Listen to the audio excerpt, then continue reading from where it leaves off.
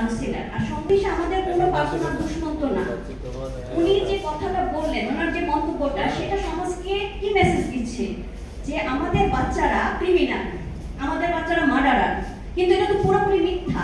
আজ পর্যন্ত কি কোথাও কোনো রেকর্ড আছে যে কোনো অটিস্টিক বাচ্চা কাউকে মেরে ফেলছে? না, কোনো রেকর্ড নাই।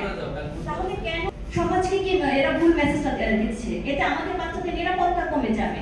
আমরা যারা স্পেশাল প্যারেন্টস প্রতিনিয়ত প্রতিদিন আমরা ফাইট করে যাচ্ছি এই বাচ্চাগুলোকে সমাজে একটা অ্যাকসেপ্টেন্স দেওয়ার জন্য। সেখানে যদি এই ধরনের কথাবার্তা হয় তাহলে আমাদের বাচ্চারা আমাদের বাচ্চারা মানে ওদেরকে তো অ্যাকসেপ্টেন্স করে দূরের কথা, মানুষ আরো দূরে থাকতে থাকবে ওদের থেকে। সকল অভিভাবকদের একটা মানে দাবি আছে, অনেকগুলো সেখানে ধারা আছে। তো আমাদের আহ্বান থাকবে আমাদের যারা অটিজম এবং নিউরো ডেভেলপমেন্টাল প্রতিবন্ধিতা সম্পন্ন শিশুর অভিভাবক আছে তাদের সাথে ওনারা বসে আমাদের যে চাওয়া পাওয়াগুলো আছে সেগুলো আলোচনা করুন। কারণ এখন যেটা হচ্ছে যে আমরা আসলে কি চাচ্ছি, তাদের সাথে আমাদের যোগাযোগটা হচ্ছে না।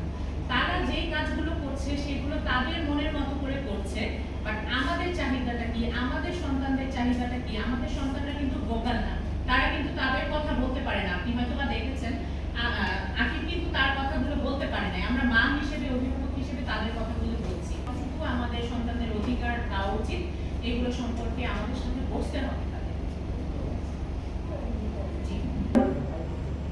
দাবি দিয়েছি, আপনারা দেখেছেন যে দেশে আমাদের সাথে যে সহিংসতাগুলো হয়, যে মানে যেভাবে মানে আমাদের ইচ্ছে মতো ডাকা হয়, কেউ এটা ডাকে, কেউ প্রতিবন্ধীকে গালে যে ব্যবহারটা না, সে কিন্তু আমাদের জীবনের উপরে অনেক বড় প্রভাব তৈরি করছে।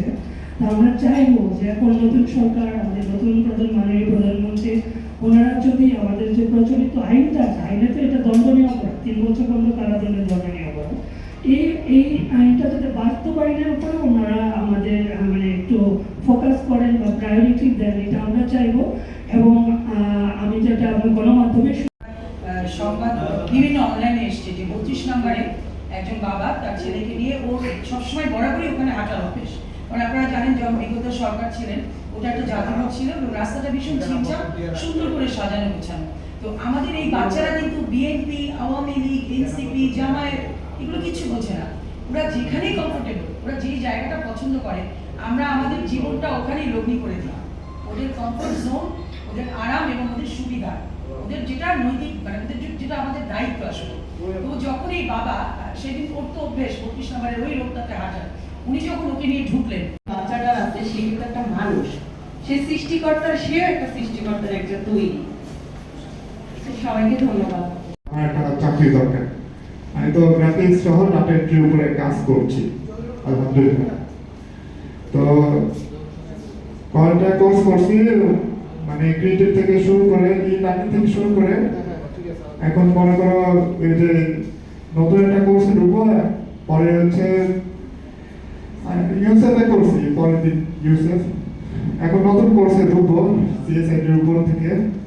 তো আপনারা সবাই প্লিজ একটু মানে দোয়া করবেন যাতে ভালো মতো